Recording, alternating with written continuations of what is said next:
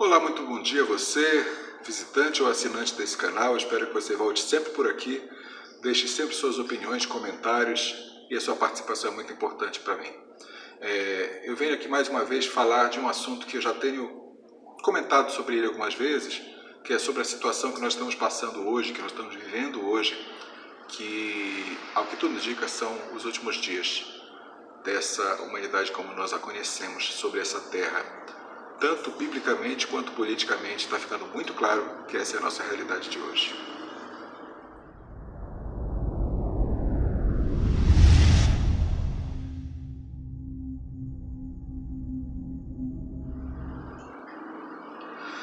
Sabe aqueles dias em que você tem aquela sensação de urgência, aquela coisa que está incomodando você, que você sabe de algum lugar está vindo uma sensação de que algo grande está se aproximando, algo grande está por acontecer? Hoje pela manhã, eu com a minha filha na sala, nós começamos a ver alguns urubus sobrevoando, fazendo círculos no céu, voando em círculos. E as pessoas mais antigas, principalmente aqui na região norte, elas costumam dizer que quando as aves de rapina, os urubus, estão fazendo isso, voando em grandes altitudes, em círculos, é sinal que a chuva está chegando. Então, até as aves do céu, até os animais, têm uma sensibilidade para aquilo que está se avizinhando, para aquilo que está chegando. E não seria diferente conosco, seres humanos, principalmente aqueles que foram chamados e que estão sendo adestrados pelo Senhor para que reconheçam os sinais dos últimos tempos. O próprio Jesus falou lá em Mateus capítulo 24 que o tempo exato, a hora exata da volta do Filho do Homem, ele não podia precisar.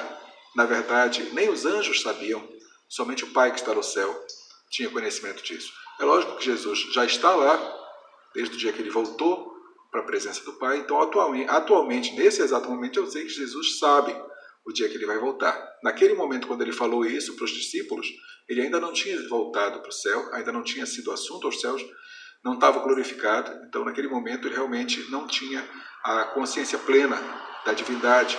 Ele estava ainda num corpo mortal. Então, naquele momento, ele não sabia. Assim como os próprios anjos não sabem. Mas, apesar de não saber, ele deixou uma coisa bem clara. Ele disse, olha, vejam os sinais, porque os lavradores sabem a hora certa de plantar pelos sinais dos tempos.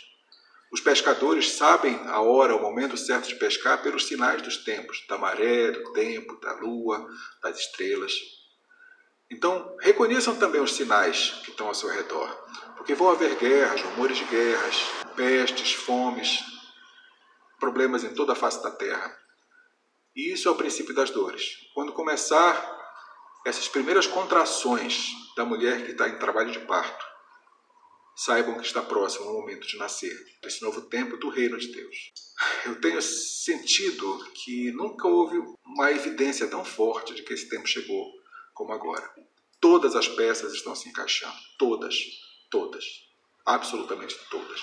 Politicamente, geologicamente, biologicamente, astronomicamente, todas as peças estão se encaixando, cada uma no seu lugar, e cada vez está mais próximo o dia que o nosso Senhor vai voltar. É um dia que quem crê que vai herdar a salvação é um dia esperado, ansiado, com muita expectativa. Quem não tem essa certeza, ou ignora, ou tem medo dela. Mas, de qualquer forma, esse dia está próximo. Essa noite eu quase não consigo dormir. Não foi nada de excepcional. Não havia nada me incomodando, nenhum problema de saúde, nenhum barulho, nenhuma festa com som alto, até porque isso não está acontecendo nesses últimos tempos. Nada me impedia de dormir, mas eu simplesmente não conseguia. Era um sentimento de urgência no coração, um sentimento de que algo grande está chegando. E não houve como acalmasse meu coração antes que eu orasse. Só depois que eu orei, depois que eu busquei mais a presença de Deus, depois que eu clamei mais a Ele, depois que eu coloquei mais a minha vida nas mãos dEle, da minha família, depois que eu clamei pelo nosso país, pela nossa existência, pelo nosso mundo, só depois desse momento eu consegui ter repouso e consegui dormir, e consegui descansar até quase amanhecer o dia. Já despertei pouco antes de amanhecer o dia. E isso eu sei que é o Senhor despertando o seu povo. É o Senhor chamando as noivas, as 10 virgens. Tanto as 5 que tinham óleo no candelabro, no candeeiro, quanto as 5 que não tinham o óleo de reserva. Porque todos são chamados, poucos vão ser os escolhidos. E essa escolha vai ser principalmente pela postura que nós tivermos. Não é que Deus não queira que A ou B vá para a salvação. Deus quer que todos vão à salvação. Mas a nossa atitude vai fazer com que alguns de nós fiquemos de fora. Eu espero estar entre um daqueles que vão na primeira viagem, na primeira chamada, primeira trombeta que tocar, convocando o povo para ir para o lado de Deus. Eu quero estar nessa chamada, nessa primeira trombeta, nessa primeira subida. Talvez alguns que fiquem para a segunda chamada. Eu espero não estar nesse meio. Hoje, politicamente, as coisas têm se encaixado de tal forma. Aquilo que é mais evidente da chegada, da volta do nosso Senhor, que é o surgimento do iníquo, do abominável da desolação, que vai ser levantado sobre todas as pessoas. E esse iníquo, que é chamado como anticristo ou antimessias, que vai fazer parte da trindade do mal, que é o anticristo, o falso profeta e a besta. E esse falso Messias, esse falso Cristo, esse anticristo, ele vai ser uma pessoa tão do bem, aparentemente, tão com boas intenções, que ele vai enganar muita gente. Talvez até alguns que estão nas igrejas hoje, ou assistindo vídeos na internet procurando conhecer mais do Senhor, ou que estão tendo algum tipo de atitude aparentemente buscando a presença de Deus. Tanta gente hoje está simplesmente na religião, está simplesmente buscando a Deus com medo do castigo e não por amar ao autor da vida. E tanta gente hoje facilmente é manipulável, desde que seja uma carinha bonita, falando coisas bonitas e que vai trazer um discurso agradável. Essas pessoas correm um sério risco, porque não vai ser pelo conhecimento da palavra, não vai ser pela erudição, não vai ser pela cultura, não vai ser pela inteligência, mas para discernir esse homem, para discernir esse espírito, para discernir essa atitude do anticristo, somente pelo Espírito Santo de Deus. Outros canais não vão servir. Se você tentar entender a estratégia dele pelo seu racionalismo, você não vai conseguir. Se você tentar interpretar a jogada política pelo seu conhecimento de história, ou de estratégia, ou de política, você não vai conseguir.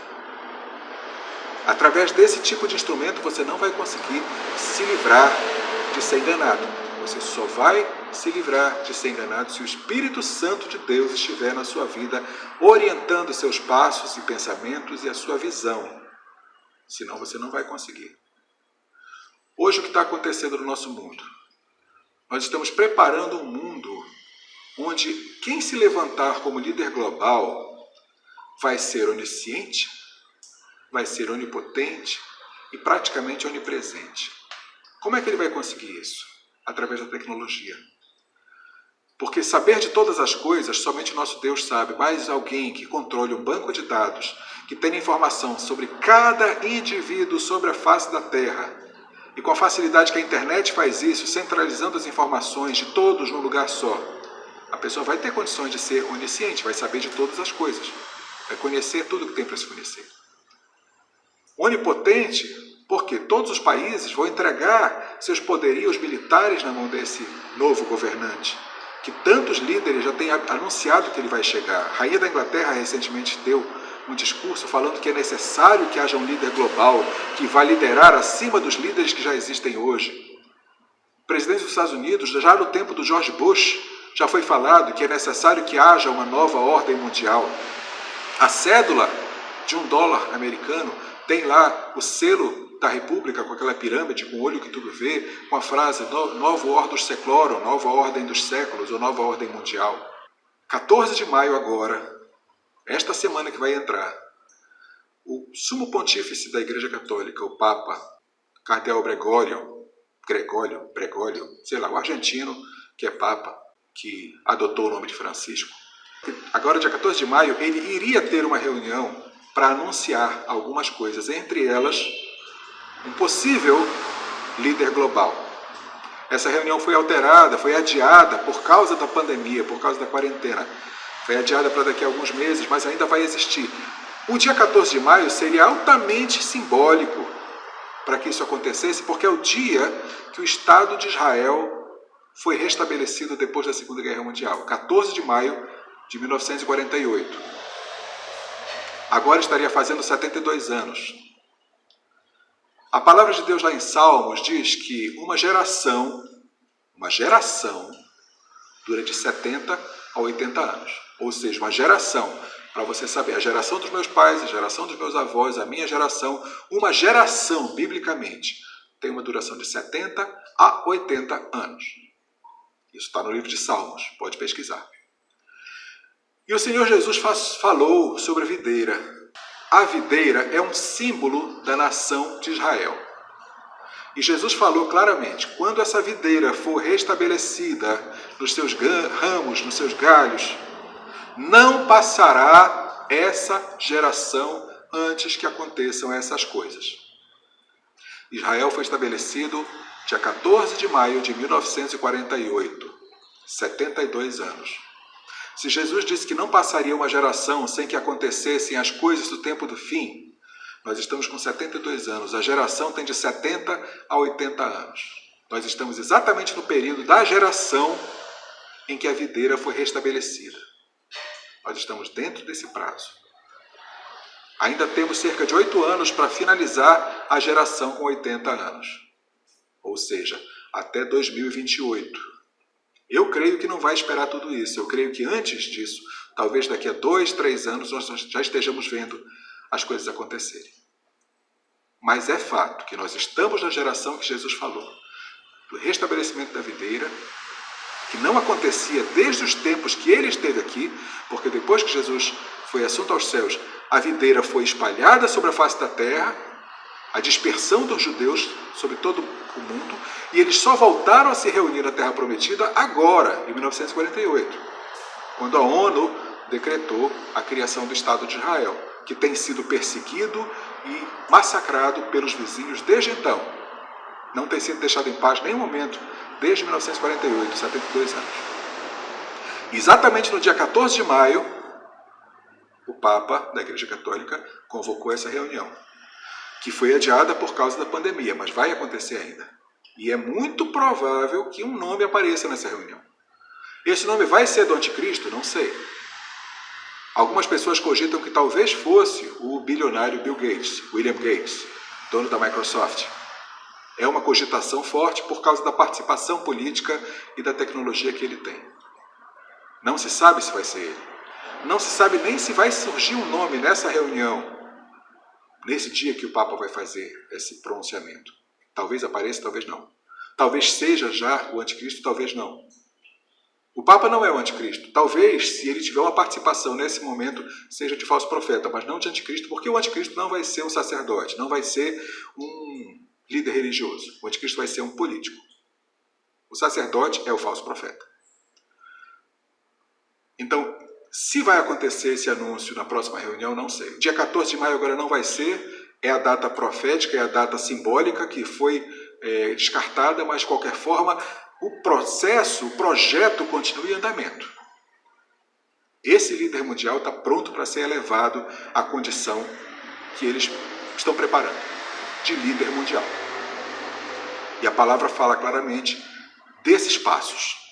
Surgimento de um líder mundial, moeda única, talvez religião única, que é um projeto que já está na Igreja Católica há muito tempo, sob o nome de ecumenismo, mas é um projeto que eles já perseguem há muito tempo de unificar religiões debaixo de uma tenda, debaixo de um toldo ecumênico. Isso faz parte do projeto dessa nova ordem mundial. Talvez uma língua única, que isso também remonta à Torre de Babel, quando a humanidade se reuniu para fazer uma coisa que Deus não aprovou, E a forma que Deus fez para que aquilo não acontecesse foi trazendo idiomas diferentes para as pessoas, atacando a unidade que existia entre eles. E talvez essa nova ordem mundial tente trazer de volta um novo idioma universal. Poderia até talvez ser o inglês ou algum outro, mas é bem possível que faça parte dos projetos deles. Então, um governo único, moeda única, talvez religião única, talvez idioma único e talvez a queda de todas as fronteiras, tanto comerciais quanto políticas. Isso é o projeto da nova ordem mundial, do globalismo final, definitivo, e isso é o que pode trazer tudo isso sobre nós, porque esse anticristo, com esse banco de dados centralizado, ele vai saber de tudo que acontece em todos os cantos do mundo. É como se fosse o personagem Big Brother do livro e filme 1984 de George Orwell. Ele vai ter controle total, porque todos os governos do mundo vão passar os seus exércitos e forças militares para o governo dessa pessoa, desse elemento, dessa organização que vai centralizar tudo. E vai ter praticamente onipresença, porque através das câmeras e sensores e os nossos próprios celulares, ele vai praticamente estar em todos os lugares ao mesmo tempo. Ou seja, é a tentativa que vem desde antes da fundação do mundo, do nosso inimigo, de tomar o lugar do Criador.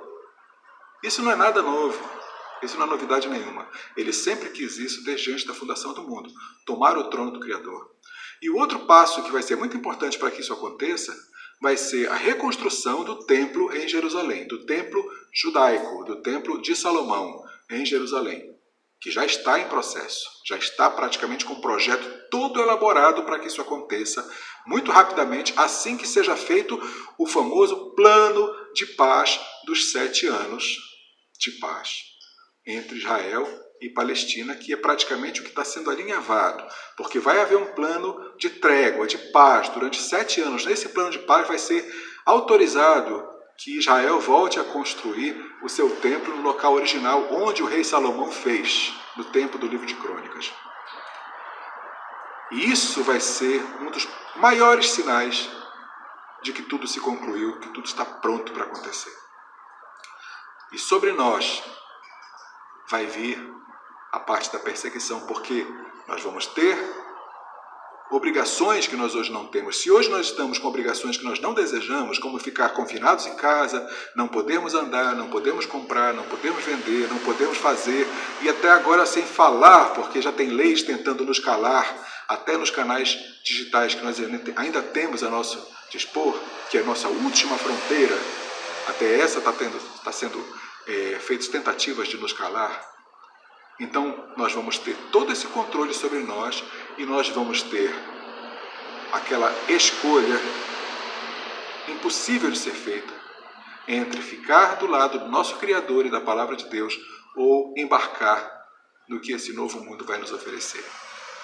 Mas a palavra é muito clara dizendo que aquele que perseverar até o fim será salvo.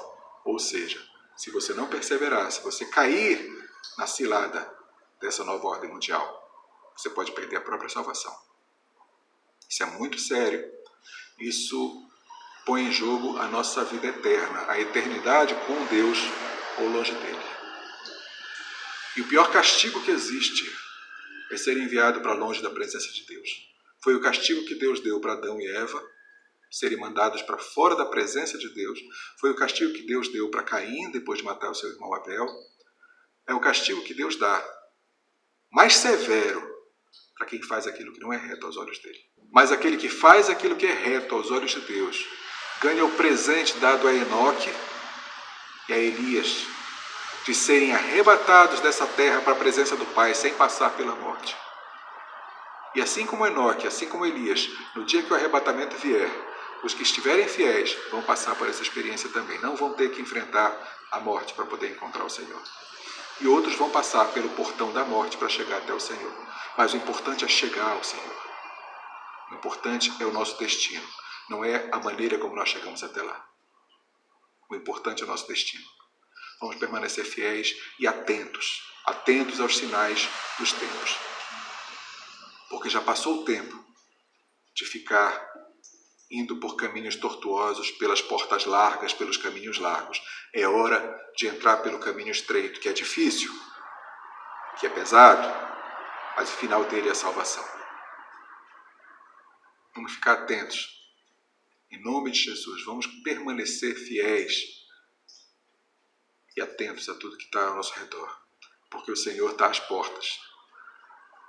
E Ele diz: eis que estou à porta e bato. E aquele que ouvir a minha voz e abrir, eu entrarei e cearei com ele e ele comigo. Então o Senhor vem à porta e bate. A nossa obrigação é abrir a porta ou não. Se não abrirmos a porta, Ele não entra. Se abrirmos a porta, Ele vem cear conosco. Qual é o caminho que você vai escolher? Essa é a hora de definir a sua escolha. Eu espero que você faça a decisão correta. Eu oro por você, por sua família, pela saúde da sua família, pela sua saúde, mas principalmente pela salvação para você, sua família e toda a humanidade. O desejo de Deus é que todos se salvem e que nenhum se perca. Deus te abençoe, te guarde, faça resplandecer o rosto sobre ti, tenha misericórdia de ti, te dê a paz. Shalom.